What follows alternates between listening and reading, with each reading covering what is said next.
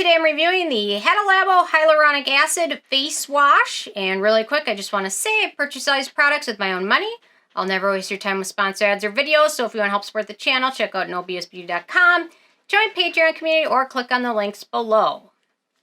Okay, so this is a really nice, gentle cleanser, so I thought I'd do a review on it. I don't review enough Hada Labo products, but I've got so many of them, so I thought I need to start reviewing more of them because they're a nice brand, they're pretty affordable, they're accessible for most people, so I really want to get to reviewing more of their products.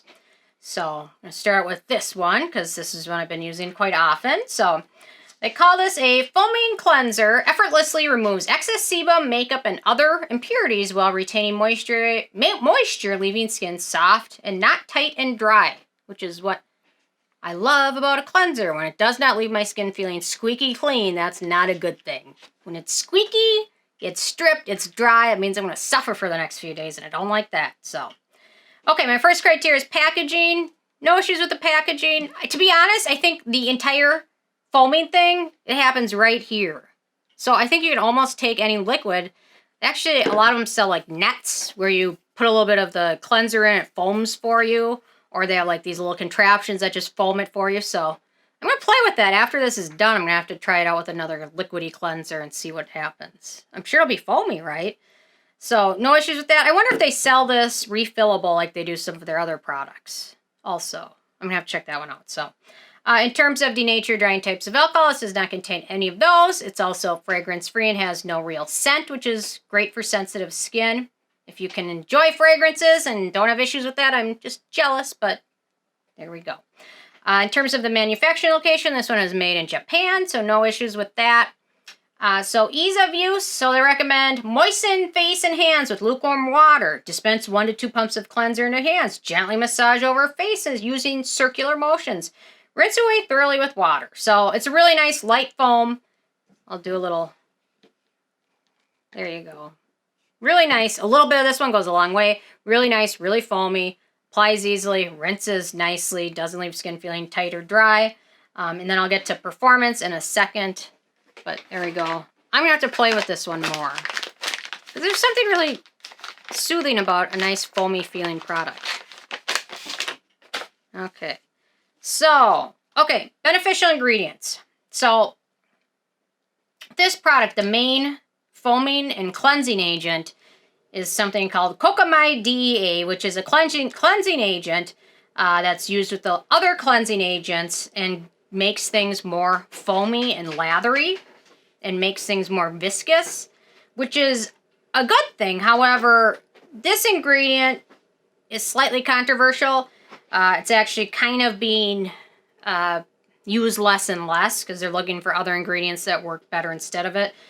Because this one is a residual source of diethanolamine, which is potentially harmful source of nitrosamines, which is an ingredient that can sometimes, for some people, cause irritation if inhaled in the nose and throat and mouth. So for very few people, it's not a big issue for most people, but for their very few people, it can cause some irritation and sensitivity. So that's kind of why this ingredient isn't being used as often as it used to be, and they're kind of trying to find other ingredients to use instead of it. But because it's such a good source for foam and lather and things like that, a lot of brands still use it, although it's not used as much as it once was. Okay, then we've got sorbitol, which is a humectant, and then we've got several forms of hyaluronic acid. We've got sodium acetylated hyaluronate.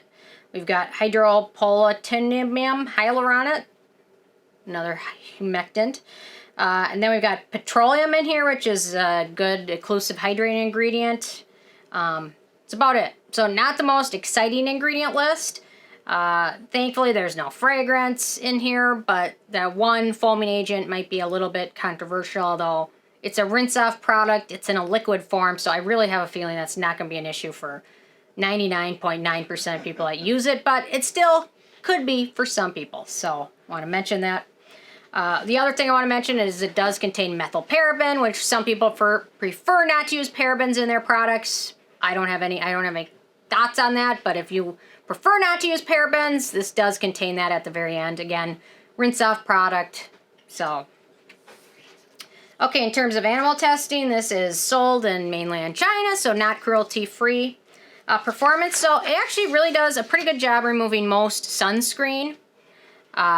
Most makeup, except for some waterproof makeup and some very stubborn sunscreens. It works better as a second step cleanser or a morning cleanser. It feels gentle enough, doesn't leave your skin feeling dry or stripped, doesn't leave a residue, which is great. The other nice thing is it doesn't have any acne-agenic ingredients of note. So generally it works better as a second step cleanser. A lot of K-Beauty oil-based cleansers are more typically supposed to be used really with 2 steps, because a lot of the oil-based cleansers that arise from K-Beauty and Asian Beauty really have a tendency more to kind of smear everything off but leave it ready for a second cleanse, whereas like other oil-based cleansers from other countries are more geared towards you can use it as 1 step if you want. You don't have to use a second step, but that's typically not how a lot of K-Beauty and Asian Beauty products are made. Okay, so the price, it's a full size 5.6 ounces, 160 milliliters. Retails for about $15, which makes it a pretty good deal. And a little bit of this one goes a long way. I've been using this one for a while and it's still, it's about halfway down. So a little bit goes a long way. In terms of the it factor, really find it to be a decent overall foaming facial cleanser. It feels gentle enough for dry, sensitive skin. No fragrance, affordable. A little bit goes a very long way, so this bottle will last you quite a while.